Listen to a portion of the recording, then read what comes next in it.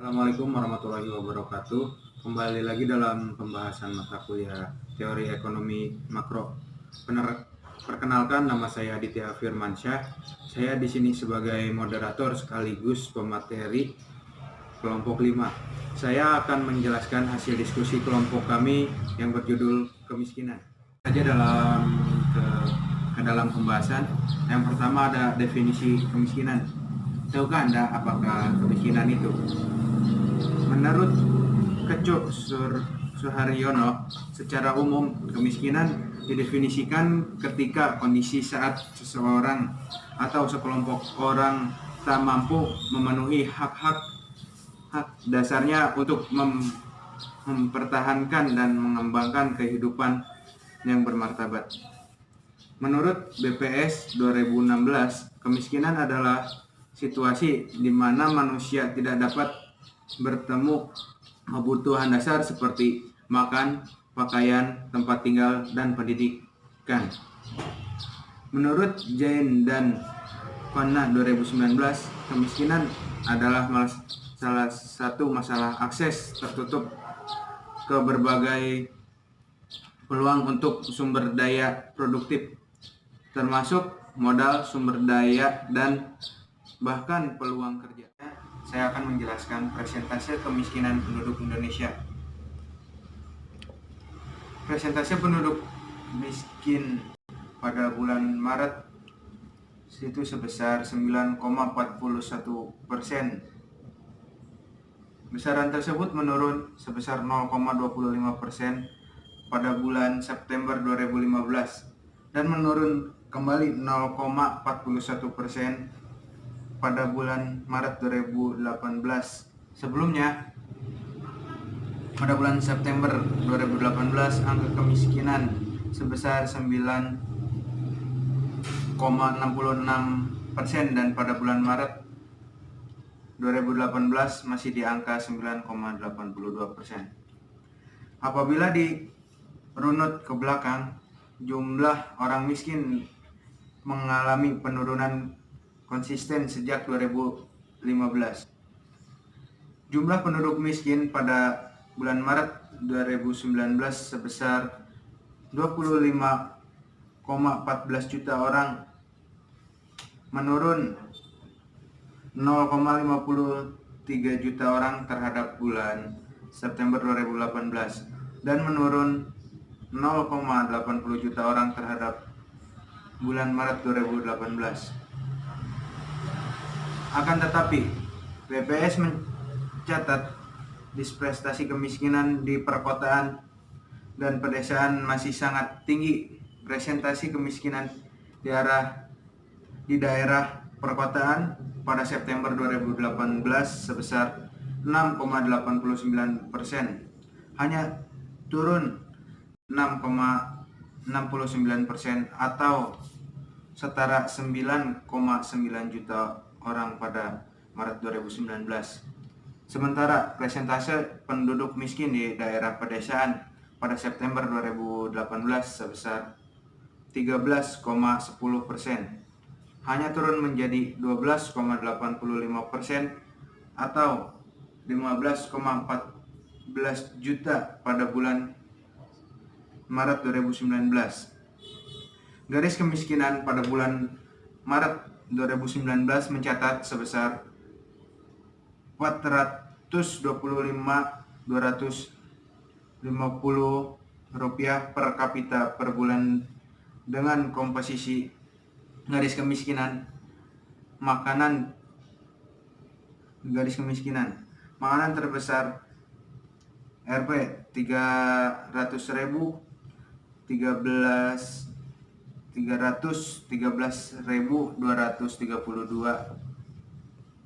atau 73,66%. Dari garis kemiskinan bukan makan sebesar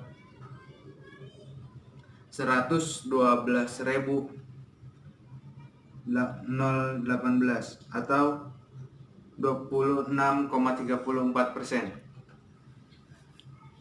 Pada bulan Maret 2019, secara rata-rata rumah tangga miskin di Indonesia memiliki 4,68 orang anggota rumah tangga dengan kemiskinan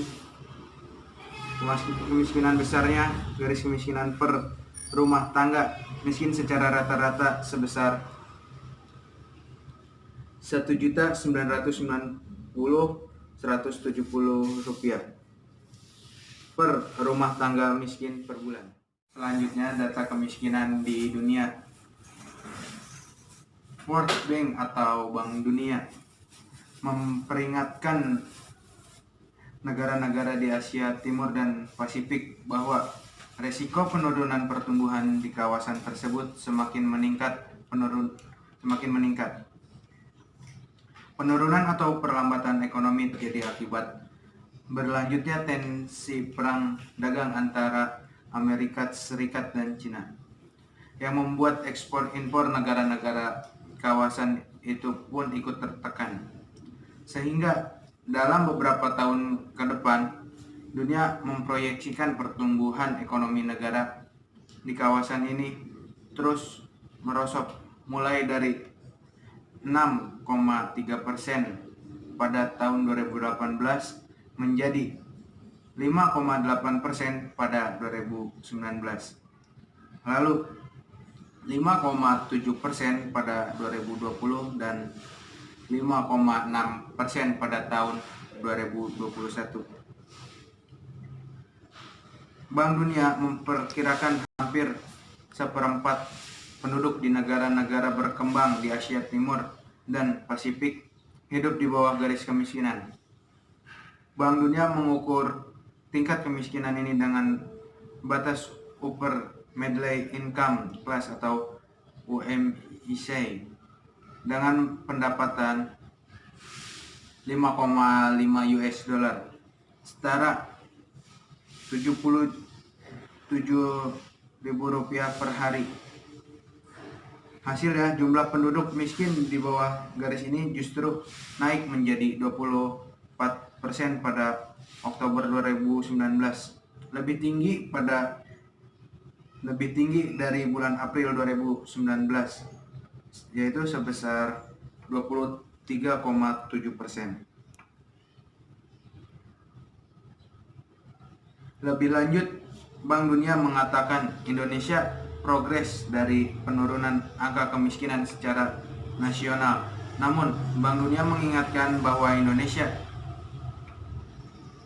masih memiliki pekerjaan rumah untuk mengurangi ketimpangan antar wilayah.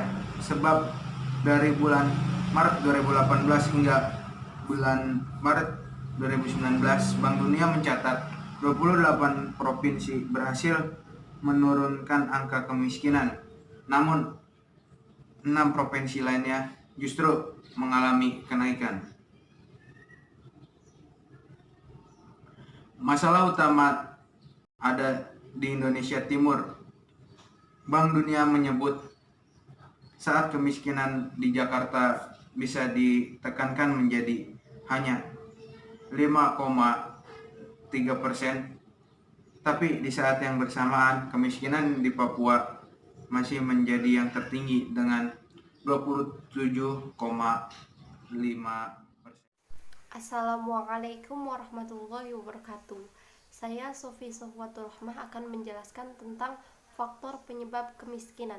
Faktor penyebab kemiskinan diantaranya yaitu rendahnya tingkat pendidikan, rendahnya derajat kesehatan, dan terbatasnya lowongan pekerjaan.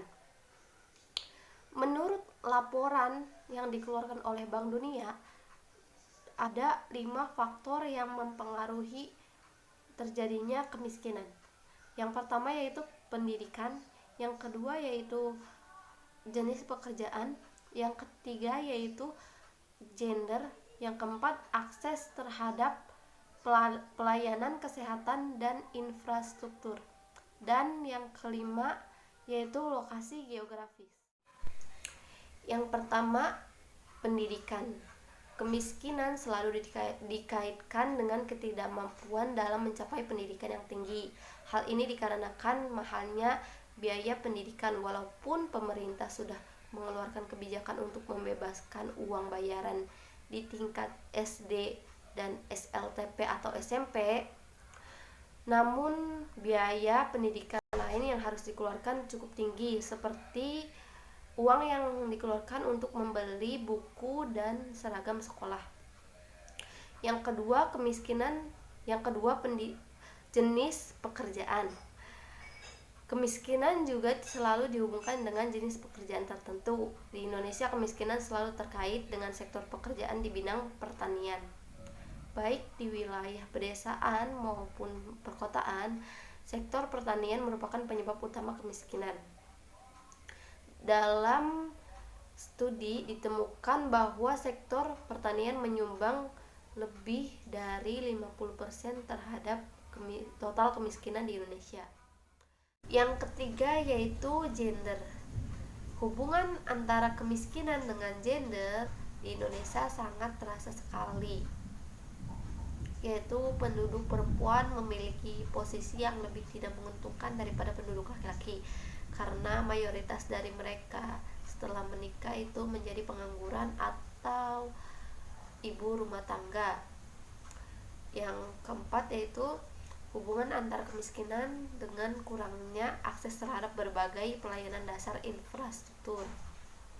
Sistem infrastruktur yang baik akan meningkatkan pendapatan orang miskin secara langsung maupun tidak langsung, melalui penyediaan layanan kesehatan, pendidikan, transportasi, telekomunikasi, akses energi, air, dan kondisi sanitasi yang lebih baik.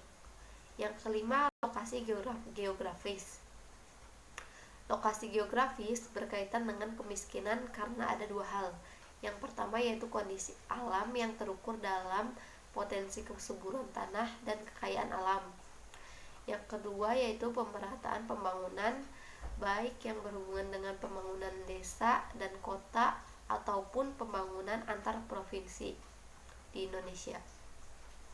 Selain itu, dalam melihat kemiskinan, ada dimensi lain yaitu dimensi bukan pendapatan. Seperti rendahnya pencapaian di bidang pendidikan dan penyediaan akses pada pelayanan dasar di berbagai daerah, terutama di wilayah timur Indonesia. Hal ini semakin mempertegas adanya kesenjangan berdasarkan lokasi geografis. Macam-macam kemiskinan. Yang pertama yaitu kemiskinan relatif.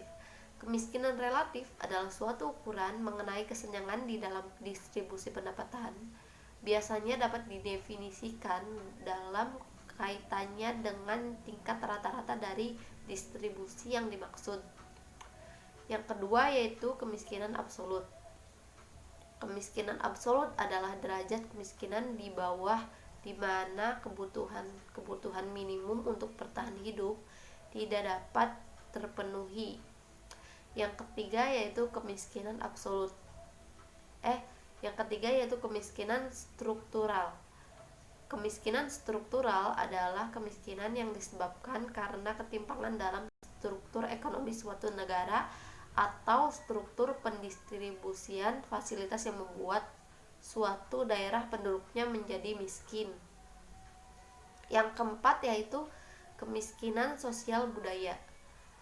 Kemiskinan sosial budaya adalah kemiskinan yang dikaitkan dengan nilai-nilai sosial budaya masyarakat, atau lebih singkatnya kondisi sosial budaya yang memaksa masyarakat di daerah itu menjadi miskin.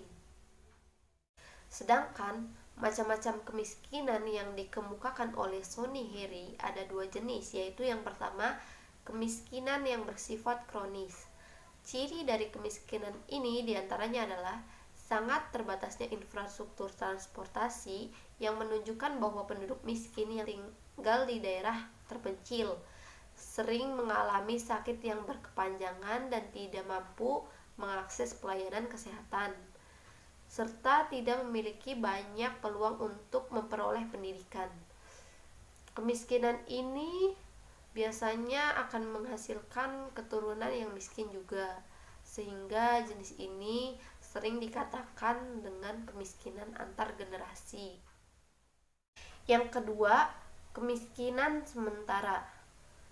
yaitu kemiskinan yang disebabkan oleh suatu kejadian atau perkara yang mempengaruhi kehidupan orang tersebut, yaitu ketika kondisinya membaik, maka mereka akan dapat hidup normal dan lebih baik. Kemiskinan di perkotaan umumnya memiliki ciri atau karakteristik kemiskinan transien. Assalamualaikum warahmatullahi wabarakatuh. Nama saya Genova Kirana Safitri dari kelompok 5 akan menjelaskan tentang kebijakan dan cara mengatasi kemiskinan. Yang pertama, ada kebijakan mengatasi kemiskinan. Dalam merumuskan sebuah kebijakan atau program untuk mengatasi kemiskinan di Indonesia, diperlukan beberapa tahapan kegiatan. Yang pertama, diawali dengan penafsiran. Dalam tahapan ini dilakukan perumusan atau pengategorian dimensi-dimensi dan faktor-faktor penyebab kemiskinan. Lalu menganalisis kebutuhan dan potensi apa yang dapat dikembangkan. Yang selanjutnya merumuskan bentuk-bentuk program yang diinginkan oleh masyarakat miskin. Selain itu, dirumuskan pula pihak-pihak apa saja yang dapat dilibatkan dalam kegiatan atau program kemiskinan, serta membuat jadwal pelaksanaannya. Setelah tahapan ini selesai, maka dilanjutkan ke tahap pelaksanaan kegiatan dan diakhiri dengan monitoring dan evaluasi. Seperti yang dikemukakan oleh Nazara Suhasil, menjelaskan tahapan-tahapan dalam merumuskan kebijakan sebagai berikut. Yang pertama, melakukan diagnosis dan analisis tentang kemiskinan. Pada tahapan ini dilakukan kegiatan melakukan pengukuran tingkat kemiskinan, penargetan, dan penentuan jenis kebijakan atau program yang ingin dibuat. Yang kedua, menentukan tujuan, target, dan indikator yang ingin dicapai.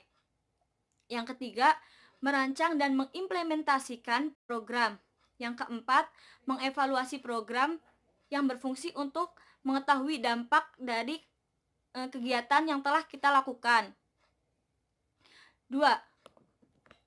Cara penanggulangan mengatasi kemiskinan di Indonesia. Untuk menghilangkan atau mengurangi kemiskinan di Indonesia, diperlukan strategi dan bentuk intervensi yang tepat. Ada 3 pilar utama strategi pengurangan kemiskinan, yaitu sebagai berikut. Yang pertama, pertumbuhan ekonomi yang berkelanjutan dan yang pro terhadap kemiskinan. Yang kedua, pemerintahan yang baik. Yang ketiga, pembangunan sosial. Tetapi, untuk mendukung strategi tersebut diperlukan intervensi-intervensi pemerintah yang sesuai dengan sasaran atau tujuan yang bila dibagi menurut waktu terdapat 2 bagian. Yang pertama, intervensi jangka pendek, terutama pembangunan sektor pertanian dan ekonomi pedesaan. Yang kedua, intervensi jangka panjang dan menengah, meliputi pembangunan sektor swasta, kerjasama regional, APBN, dan administrasi dan kesehatan, penyediaan air bersih, serta pembangunan perkotaan.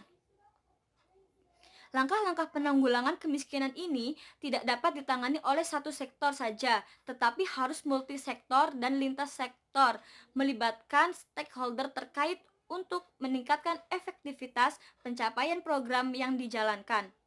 Oleh sebab itu, langkah-langkah yang ditempuh dalam penanggulangan kemiskinan dijabarkan ke dalam program sebagai berikut.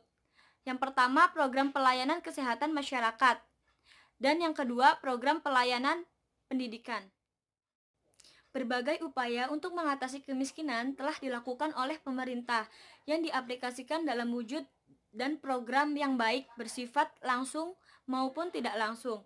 Kebijakan bersifat langsung yaitu berupa program yang langsung diberikan oleh penduduk miskin. Contohnya, bantuan tunai langsung dan raskin. Sedangkan kebijakan tidak langsung, contohnya program jaminan kesehatan masyarakat, bantuan operasional sekolah. Walaupun telah dilakukan berbagai upaya, namun kemiskinan tidak dapat dihilangkan seluruhnya. Artinya, fenomena kemiskinan dengan mudah dapat dijumpai di hampir seluruh wilayah, baik di perkotaan maupun di pedesaan. Program kemiskinan yang saat ini dilakukan, baik yang berasal dari pemerintah maupun non-pemerintah, umumnya hanya sementara. Artinya, program tersebut akan berjalan selama masih ada anggaran. Setelah dana habis, maka selesai pula kegiatan program. Dengan kata lain, bahwa program-program kemiskinan yang selama ini dilaksanakan berdasarkan pada pendekatan proyek dan bukan pendekatan program, tidak heran jika program mengatasi kemiskinan tidak berkelanjutan. Akhirnya, angka kemiskinan secara absolut di Indonesia tetap saja tinggi. Sekian dari kelompok kami, kurang lebihnya mohon maaf. Wassalamualaikum warahmatullahi wabarakatuh.